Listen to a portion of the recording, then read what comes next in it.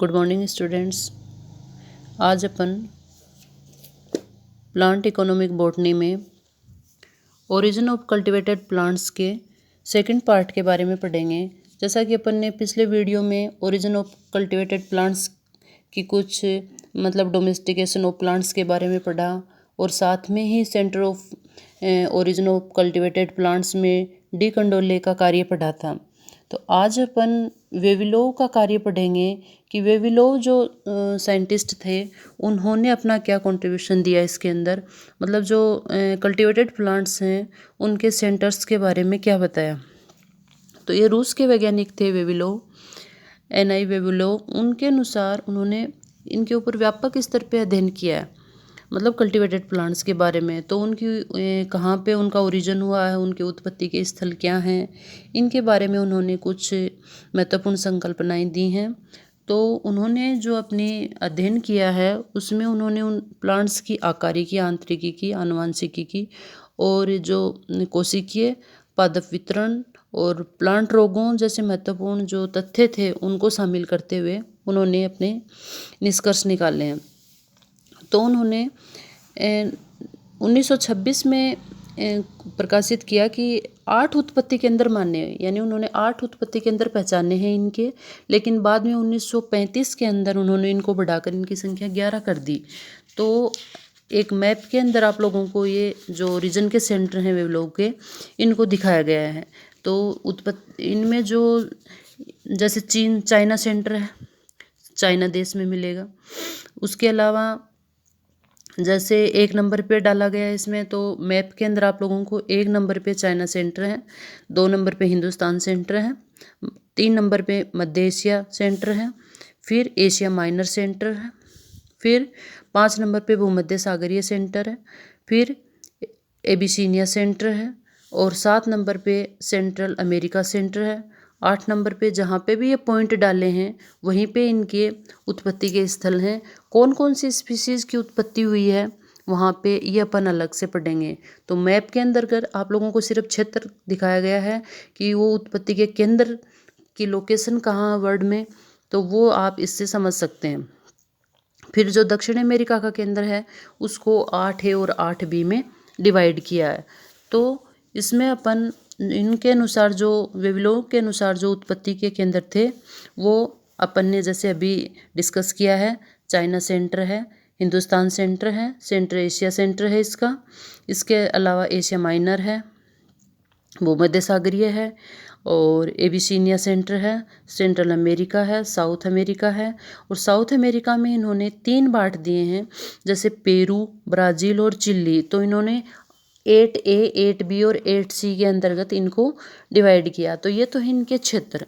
अब वहाँ पे इन क्षेत्रों के अंदर कौन कौन सी स्पीसीज़ का ओरिजिन हुआ है ये अपन अलग से पढ़ते हैं। तो इसमें जो चाइना सेंटर है वो सबसे पुराना और सबसे बड़ा उत्पत्ति का केंद्र माना गया है, जो डोमेस्टिकेटेड प्लांट या जो क्रॉप प्लांट है उनके लिए। तो इसमें जो कौन कौन से क्षेत्र आएंगे, इसमें मध्य और पश्चिमी चीन क्षेत्र आएगा और उसके आसपास के निचले क्षेत्र आएंगे। यहाँ पे लगभग ये माना गया कि 136 प्लांट स्पीसीज़ को सूचीबद्ध किया गया है। इनमें है जैसे कुट्टू है, बाजरा है, मिलेट है, सोयाबीन है, बांस है, ओनियन है और शुगर केन है, टी है। ये यहाँ के उत्पत्ति केंद्र माने गए। तो इसमें आप लोगों को 5-7 नाम ये स्पीशीज़ के ध्यान में रखने पड़ेंगे क्रॉप प्लांट्स के। उसके बाद में है इंडियन सेंटर ऑफ ओरिजिन। तो इंडियन सेंटर ऑफ ओरिजिन इसमें इन्होंने 2 भागों में बांट दिया, एक तो मेन सेंटर और दूसरा इन्होंने बांटा है इंडोमलाया सेंटर। तो जो मेन सेंटर था उसमें आसाम और बर्मा शामिल किए हैं और उसमें लगभग 117 प्लांट स्पीसीज़ को सूचीबद्ध किया, जिसमें है चावल है, गन्ना है, आम, जूट, नारियल, काली मिर्च, कपास इत्यादि हैं। और जो इंडो मलाया जो सेंटर है उसमें इंडो चाइना और मलाया के कुछ टापू समुदाय हैं वो इसमें शामिल किए गए हैं। इसमें लगभग 55 इंडेमिक स्पीसीज़ शामिल हैं। तो इनमें कौन कौन से एग्जाम्पल होंगे, जैसे केला है, नारियल है, गन्ना है, लौंग, काली मिर्च इत्यादि हैं।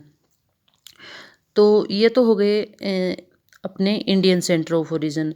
उसके बाद में है मध्य एशिया उत्पत्ति केंद्र, मध्य एशिया के अंदर कौन कौन से क्षेत्र आएंगे, जैसे इसमें उत्तर पश्चिम का भारत भी आता है, अफगानिस्तान है, तजाकिस्तान है, ये उज्बेकिस्तान है, और पश्चिमी जो रियोन सोन मतलब जो चीन का पार्ट है वो इसमें शामिल है। तो इसमें 43 प्लांट स्पीसीज हैं वो यहाँ पे सूचीबद्ध की गई हैं। उनमें वही हैं गेहूँ, मटर, भांग, कपास, लहसुन, पिस्ता, अखरोट, सेब, तिल, नाशपाती और पालक जो इस प्लांट हैं, क्रॉप प्लांट हैं, उनको शामिल किया गया। उसके बाद में है निकट पूर्व उत्पत्ति केंद्र। ठीक है, इसमें ये है जैसे एशिया माइनर है, ट्रांस कोकेशिया है, ईरान है, तुर्कमेनिस्तान है, इन देशों को शामिल किया है। तो यहाँ पे भी 83 क्रॉप प्लांट शामिल हुए हैं। इसमें गेहूं की कुछ जातियाँ हैं और अनार है, बादाम, अंजीर, अखरोट और रिजका, इन क्रॉप प्लांट को उत्पत्ति का केंद्र माना गया है इस क्षेत्र को। उसके बाद में है भूमध्य सागरीय उत्पत्ति के केंद्र। तो भूमध्य सागरीय, तो भूमध्य सागर का जो तट है उस क्षेत्र को इसमें शामिल किया गया है। यहाँ पे भी 84 स्पीसीज सूचीबद्ध की गई हैं, जिसमें जैसे जैतून, ओलिव है, चुकंदर, बीट, सलजम है, और रेप तथा सरसों की कुछ वेराइटी हैं, गेहूँ जैसे ड्यूरम, एमर, व्हीट, ये इत्यादि हैं यहाँ पे। उसके बाद में है एब्सीनिया उत्पत्ति केंद्र। तो एब्सीनिया के अंतर्गत इन्होंने माना है कि इथोपिया और जो एरिट्रिया, सोमालिया, ये जो देश हैं इनको इसमें शामिल किया। इसमें भी 38 के करीब क्रॉप प्लांट हैं, और यहाँ गेहूं की कुछ जातियाँ हैं जैसे जौ, तिल, रंड, कॉफ़ी, तंबाकू, भिंडी इत्यादि जो क्रॉप प्लांट है उनको शामिल किया। तो उनको उत्पत्ति का केंद्र एबिसिनिया को माना गया है। उसके बाद में है मध्य अमेरिका तथा दक्षिण मैक्सिको का उत्पत्ति केंद्र।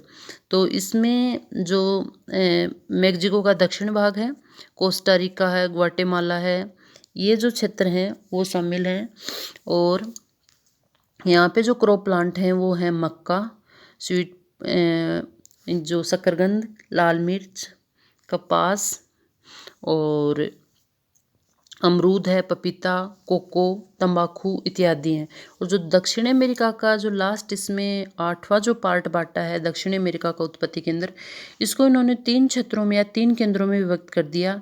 एक तो किया इन्होंने पेरू, यूकेडोर, बोलीविया केंद्र है, दूसरा चिली उत्पत्ति केंद्र है, और तीसरा ब्राज़ील प्राग्वे उत्पत्ति केंद्र।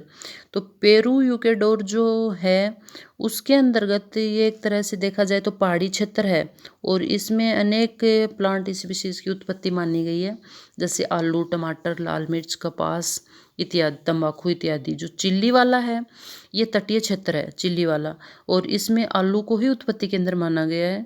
और जो ब्राज़ील प्राग्वे है वो ब्राज़ील और प्राग्वे के कई महत्वपूर्ण जो कल्टिवेटेड प्लांट्स यहाँ पे उत्पत्ति के केंद्र माने गए हैं ब्राज़ील और प्राग्वे में। तो यहाँ पे कुछ हैं जैसे मूंगफली है, कसावा है, अनानास, रबर, काजू, ये उत्पत्ति के केंद्र माने गए हैं। तो इस तरह से अगर देखा जाए तो वेविलोन ने के द्वारा लगभग 640 जातियों में से 85% की उत्पत्ति ओल्ड वर्ल्ड में मानी है वेविलोन ने, और उनमें से उन्होंने बताया है कि शेष 15% की उत्पत्ति है वो न्यू वर्ल्ड में मानी जा सकती है। तो कहने का मतलब ये है कि जो अधिकांश जो डोमेस्टिकेशन हुआ है या क्रॉप प्लांट की जो बने हैं तो उनका उत्पत्ति के अंदर माना जाए तो वो ओल्ड वर्ल्ड है, और सिर्फ 15% जातियाँ ही न्यू वर्ल्ड में हैं। इसके अतिरिक्त सभी उत्पत्ति केंद्र जो हैं वो पर्यावरणीय जो विविधता है वाले पर्वतीय क्षेत्रों में ज़्यादा स्थित हैं। तो इन क्षेत्रों की उच्च तापमान विभिन्नता और उच्च पराबैंगनी विकिरणों में उसमें आकारिकी की विभिन्नताओं के कारण ऐसा हुआ है।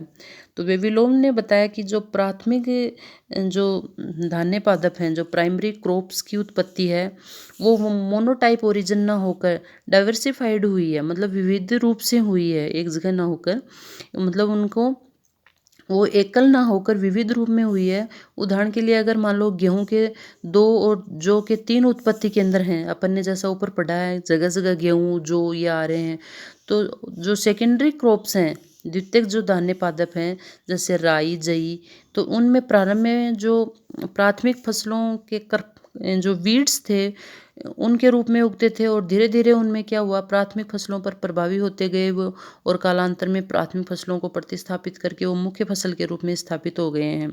तो वेविलोव ने प्राथमिक और द्वितीयक जो जीन सेंटर थे उनमें भी विभेदन किया था। उनके अनुसार उन्होंने बताया कि जो जंगली प्लांट हैं उनकी प्रजातियों को प्राथमिक केंद्र पर अगर डोमेस्टिकेटेड या क्रॉप बनाया जाए तो प्रारंभ किया गया था, और बाद में इन स्थानों में से ये पादप दूसरे क्षेत्रों में विस्थापित हुए जहां उन्हें प्राकृतिक कारकों से संघर्ष करना पड़ा है, और इसके कारण उनमें विभिन्नताएं आई हैं, और इन विभिन्नताओं के कारण ही जो सेकेंडरी जीन सेंटर थे वो विकसित हुए हैं। तो ये वेविलोव का मत है। तो वेविलोव का जो कंट्रीब्यूशन था वो अधिकतर मान्य है, लेकिन उसमें भी कुछ कमियां रह गई हैं।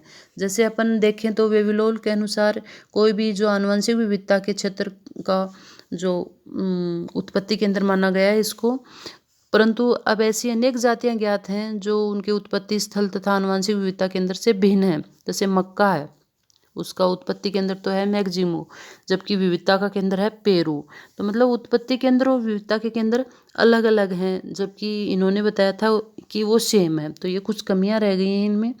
इसके अलावा वेविलोव के अनुसार उन्होंने बताया कि जो कल्टिवेटेड प्लांट्स हैं उनकी उत्पत्ति केंद्र उष्णकटिबंधीय और उप उष्णकटिबंधीय क्षेत्रों में और पर्वतीय भागों तक सीमित है। इन्होंने कहा था कि पर्वतीय भागों में ऐसे कुछ ज़्यादा मिले हैं, परंतु आधुनिक प्रमाण ये मिलते हैं कि जो कल्टिवेटेड प्लांट की उत्पत्ति है वो मैदानी भागों से हुई है। तो ये भी एक तरह से इनका विपरीत मतलब कंट्रीब्यूशन निकला है। उसके अलावा इन्होंने बताया था कि कुछ जो उत्पत्ति केंद्र हैं कुछ फसलों के वो भिन्न भिन्न हैं, और उनमें से एक से अधिक उत्पत्ति केंद्र भी हैं। तो इसके अतिरिक्त कुछ फसलों की उत्पत्ति विस्तृत भौगोलिक क्षेत्र में भी हुई है, कुछ पादपों की उत्पत्ति सीमित क्षेत्र में भी हुई है, उनके अन्यत्र प्रसार का कोई प्रभाव नहीं है। तो ये कुछ कमियां हैं, लेकिन फिर भी वेविलोव का जो मत है वो बहुत हद तक मान्य है। धन्यवाद।